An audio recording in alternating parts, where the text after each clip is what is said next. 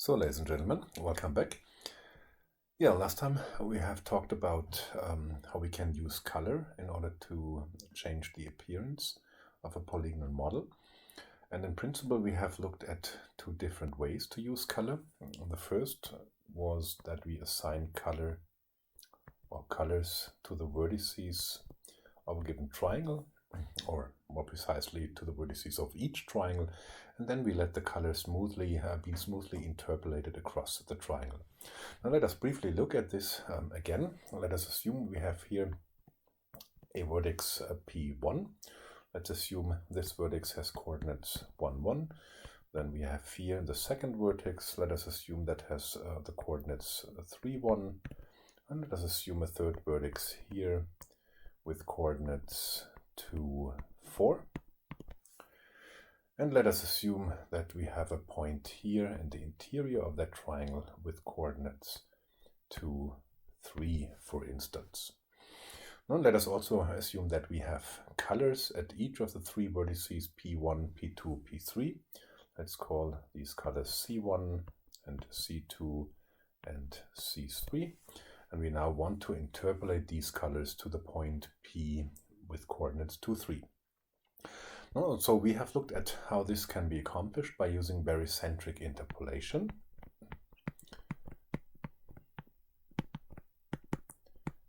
Yeah, and then let us just do that. Now we have learned that every point P, which lies in the plane in which that triangle lies, can be expressed by means of so-called barycentric coordinates. So as a linear combination of the vertex coordinates P1, P2, P3. So P is equal to U times P1 plus V times P2 plus W times P3. And we also know that these three barycentric coordinates U, V, and W sum up to 1, meaning that we have an additional equation. 1 is equal to U plus V plus W. So yeah, let's now simply do that for the given triangle and the point in the interior of the triangle. Now we can now just use the equations for the x and the y coordinates, meaning that the x coordinate of point P is equal to U times the x coordinate of P1 plus V times the x coordinate of P2 plus W times the x coordinate of P3. The same holds for Py, that is equal to U times P1y, the y coordinate of P1, plus V times the y coordinate of P2, plus W times the y coordinate of P3. And in addition, we have the equation 1 is equal to U plus V plus W. So now you see that we have three equations here. We have three unknowns, U and V and W, and we simply solve that little system of equations in order to obtain U and V and W. Now we can also bring this in a matrix form by saying, okay, so we have on the left-hand side here our point coordinate, the Px, and the Py, and the 1 is equal to, and then we have a matrix here, and then here on the right hand side we have U and V and W. Now these are the unknowns we want to solve for. And now how does the matrix looks like for the current triangle? So we see that we have first of all here the x coordinate of P1, the x coordinate of P2, the x coordinate of P3. Then we have the y coordinate of P1, the y coordinate of P2, the y coordinate of P3. Oops. And then we have in the last row the 1, the 1, and the 1. So you see, and we can, let me just do that. Oops. We can remove that, and now just immediately write into it the coordinate of the point P, of course. So that is now our little system of equations. So you see the x coordinate of the point P, that is what we have here, is equal to the x coordinate of point P1 times u plus the x coordinate of P2 times v plus the x coordinate of P3 times w. So that is this equation here. This then is the second equation, and the last one is the final equation. And then we can solve for it. And we are done. We then have the barycentric coordinates of the point P with respect to P1, P2, and P3. And now with these barycentric coordinates, we can then interpolate the color at the point C, which is simply u times the color of vertex 1 plus v times the color of vertex 2 plus w times the color of vertex 3. And we are done. Okay, so now you might ask, so how does it look if we have a triangle which is not lying in a plane, but which is lying in 3D space? So let me try to illustrate this. Let me do the following. Let me assume we are looking from here. So that is, so to say, the camera point, or let us call it the camera position. And we are looking through that view plane here. And now, so we see a side view, meaning that we have a 3-dimensional triangle in 3D space. So how can I do that? Let me draw that by dashed lines. So that is now a 3-dimensional triangle. Of course, that triangle is a planar structure, so it lives in a plane. However, we have seen before that we only need 2 coordinates for every triangle, and the third equation which we need in order to solve for the barycentric coordinates comes from the equation which tells that they sum up to 1. Okay, now we have points in 3D space, so every vertex here would have an x and a y and a z coordinate, meaning that if we now write our equation, our system of equations, with P is equal to u times P1 plus v times P2 plus w times P3, we would essentially end up with 3 equations for x, for y, and for z, and 1 additional equation which tells that the barycentric coordinates, all sum up to 1. Okay, so and because we only have 3 unknowns, we only need 3 equations. And how do we do that? So, well, in principle, what we can do, we can simply say, okay, let's just project all these vertices here into a plane. Let us take this plane here. So then, after that projection, so then in that plane, we have the projected coordinates, which is then living in a 2D space or in a plane, and we can then just use the coordinates in that space in order to solve for the barycentric coordinates. So that is something you can always do. So if you have a triangle in 3D space and the coordinates then are comprised of x, y, and z components, just project these coordinates, for instance, into the xy plane or into the yz plane or into the xz plane. And then in that plane where the coordinates then are 2-dimensional, then with the additional equation given here, you're solving for the unknown barycentric coordinates in the very same way we have done it on the previous, in the previous example. Okay, so then what else affects the appearance besides color? Now, first of all, what we have said also last time, now we have said that we can also bring color in a different way to the triangles, and we have said we can do this in general by specifying a texture map, or just a texture. Then we can just assign to the triangle texture coordinates.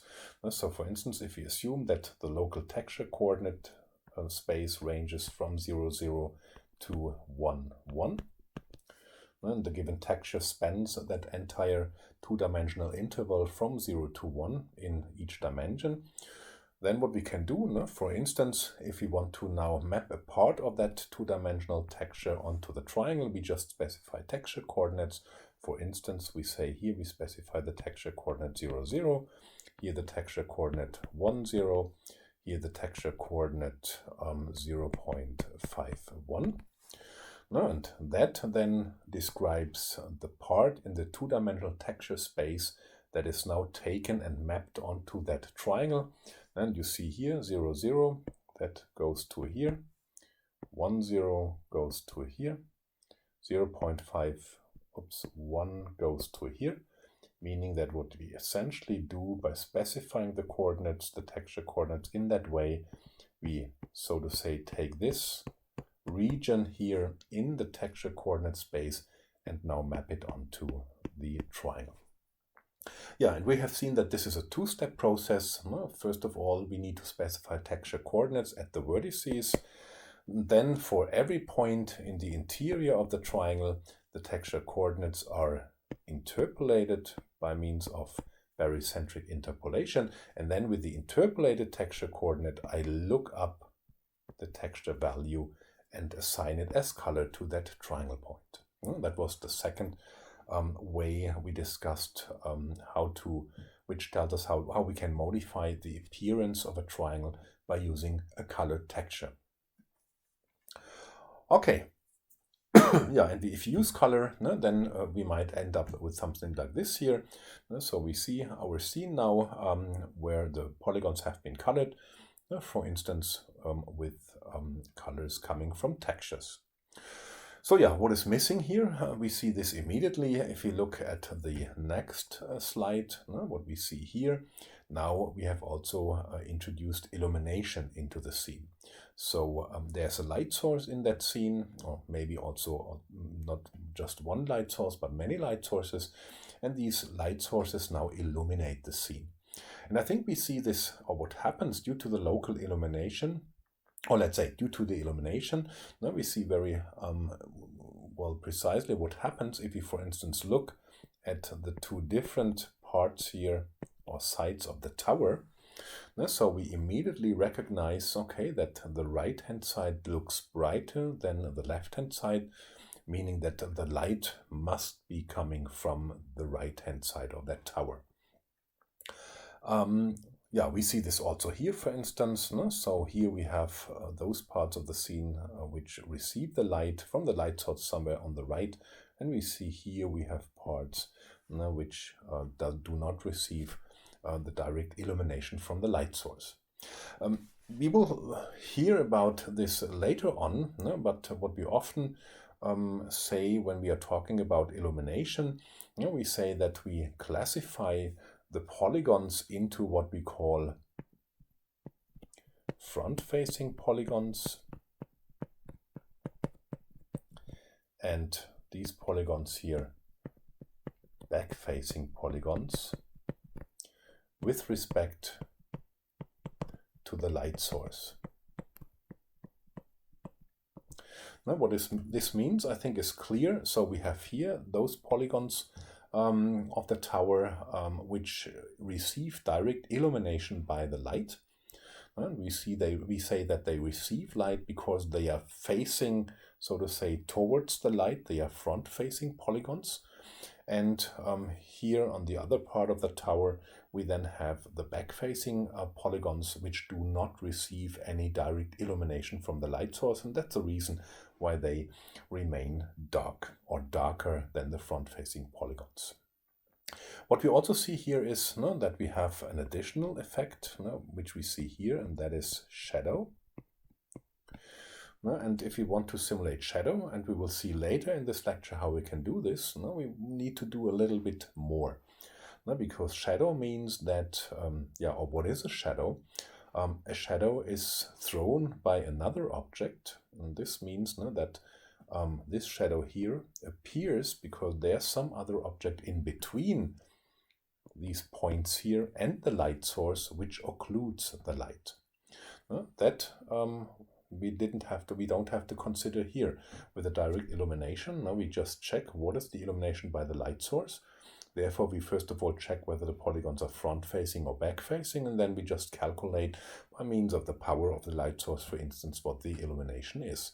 If we only want to consider shadow, no, then for every point, we first have to ask, okay, is this point illuminated by the light source, or is there some other structure in between so that it throws a shadow? And only if we determine it is not in shadow, then we can give light to it, which is then received from the light source. Okay, so yeah, what do we need to specify to illuminate a model, or to illuminate a triangle, or to illuminate a point on a triangle?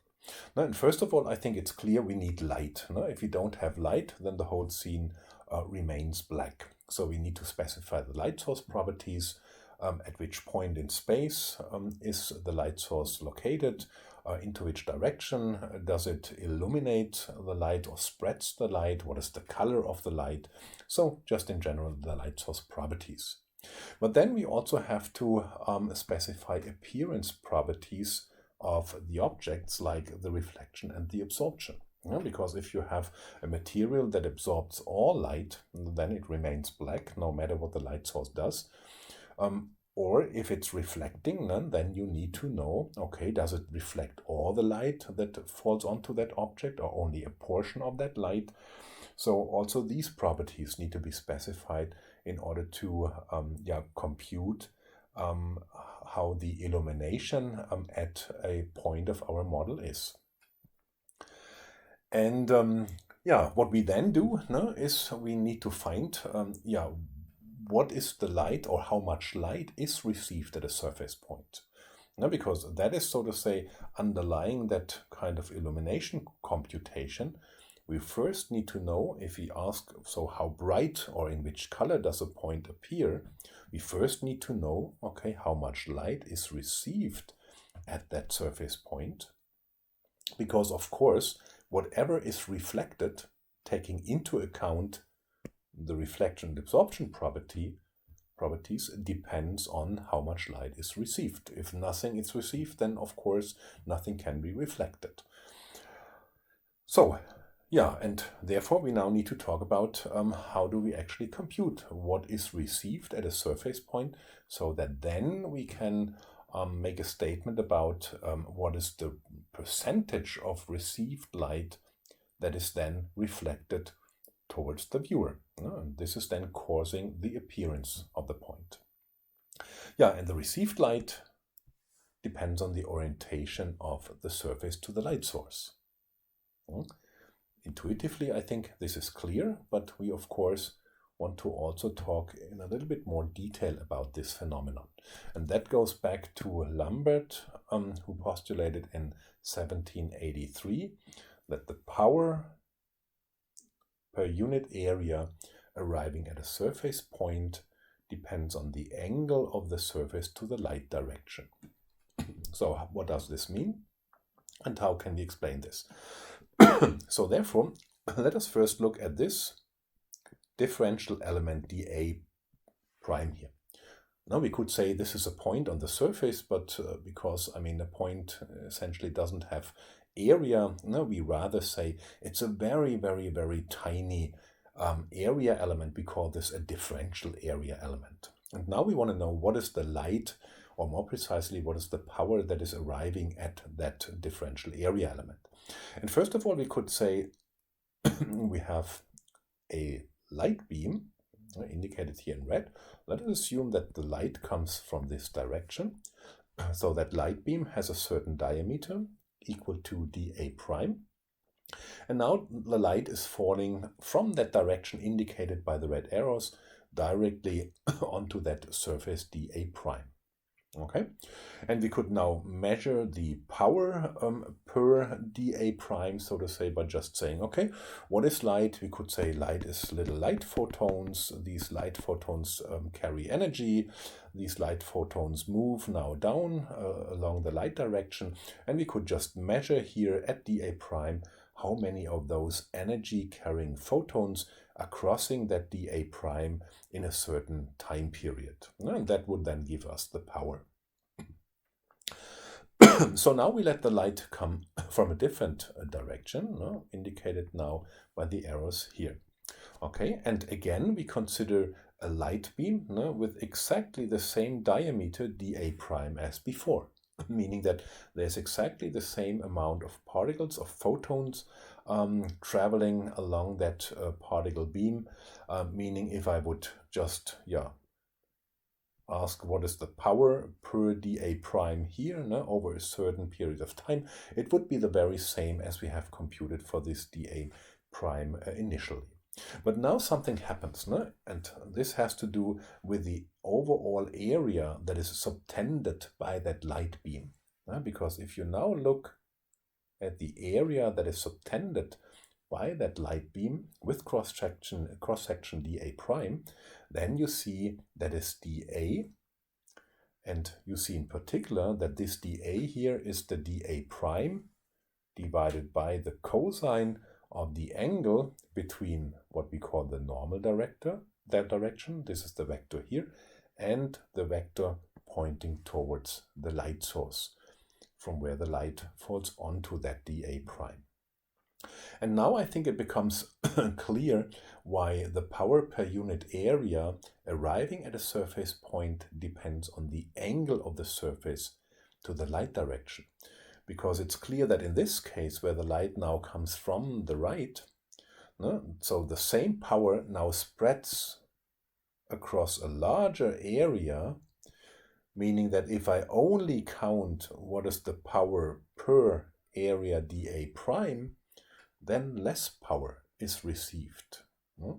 And the steeper, so to say, or the larger that angle between the normal direction and the vector towards the light source is, the larger becomes the effectively subtended area, meaning that the smaller becomes the power arriving at dA prime. And that is exactly what Lambert says. He said that the power per unit area, let us call it dE, is just the power of the incoming light, this L incoming from a certain direction omega. Omega here, we can interpret this just as a direction. And now we just take this power of the incoming light and we multiply it with the cosine of the angle between the normal vector being orthogonal to the dA prime and the vector pointing towards the light source. Because we know that the cosine of that angle is just the scalar product between n and this direction vector omega pointing toward the light source, we can replace it by the scalar product between these two vectors. So keep this equation here in mind. This is a very fundamental equation, and in particular keep in mind that cosine term. We often call this cosine term the area foreshortening term because it essentially tells us that a light beam with a certain diameter subtends a larger and larger and larger area in the plane on which a point is located, depending on the angle under which the light is falling onto that area. That is, so to say, the cosine term Lambert referred to, and keep that in mind, because whenever we talk about illumination, we will see that there's that cosine somewhere in the equations. Okay, so now we have already also seen, we saw that here immediately, that in order to compute the effectively received power, we need to know what we call the normal vector, that vector here. And I said this is the vector which is orthogonal to the differential area element at which we now want to compute the incoming light power. So, and this normal vector, so to say, specifies the orientation at the point under examination. And of course, a point doesn't have an orientation. And so, therefore, let us first talk about what kind of rationale is underlying that normal vector at a point on a surface. And we say that surface points, and we see here a surface in red. Surface points lie in a tangent plane. And what is that tangent plane? It's the plane touching the point and containing all the tangent vectors at the point of curves on the surface that pass through that point. Okay, sounds very complicated, but so what does it mean? It simply means, no, if I pick that point here on the surface, it's clear that I can have now infinitely many curves which travel along the red surface and go exactly through that point. So here I have curves on the surface that stay entirely on the surface, and they all travel through that point. And now for each of these curves, I could now draw a tangent vector. Now the tangent vector gives the direction of the curve. And interestingly, if I would now draw all the tangent vectors for all these curves here at this point, then I would see that all these tangent vectors lie in what we call the tangent plane. And now what the normal vector is, the normal vector is then simply the vector that is orthogonal to that tangent plane. So now you see here some objects with their corresponding normal vectors. For instance, you have here a plane, and every point on the plane, of course, has the same normal vector.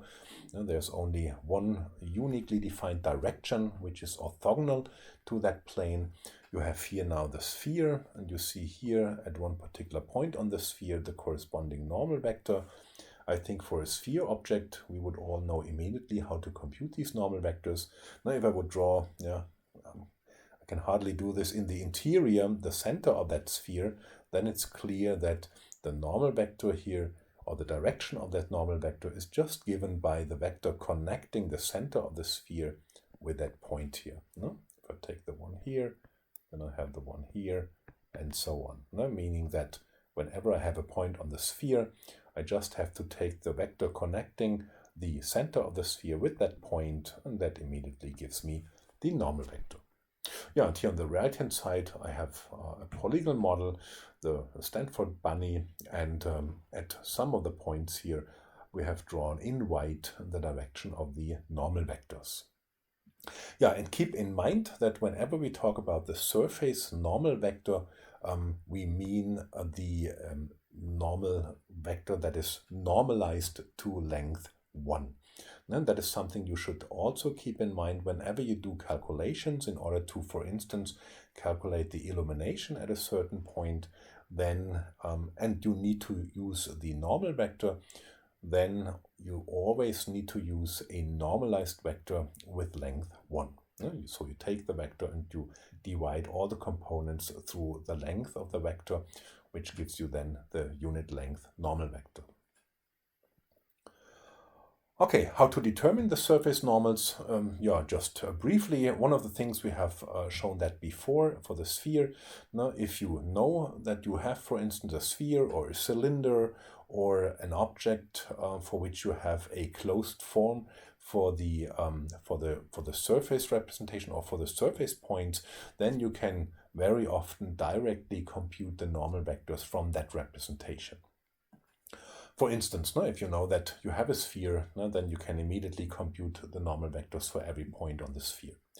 If you don't have this, if you have an arbitrary polygon model, for instance here, a model which is comprised of quadrilaterals, and we assume here that each of these quadrilaterals are planar, what you then can always do, if you want to obtain the normal at a vertex, you just compute the normal vectors for each of the polygons, and then you simply average all these per polygon normal vectors in order to obtain an averaged normal at the shared vertex. And that is done by this equation. You just sum up over all the normals from all the adjacent polygons. You normalize then through all of them in order to not let the normals overshoot, and then you can derive the per vertex normals. And why do we do that? Because in the following we will see that as in the same way as we assign colors and texture coordinates to vertices, we also assign the normal vectors to the vertices. And that is done by averaging. Yeah, that would mean if you now have a triangle mesh, and for instance someone tells you, okay, I don't have any normals specified at the vertices, you would know immediately how to do that. No, every triangle is a planar structure, so you can compute the normal of every triangle simply by the cross product of two of the edge vectors for each of the triangles. No, then you get a set of normals for each of the triangles, and you just average all of them in order to obtain the per vertex normal at the shared vertex.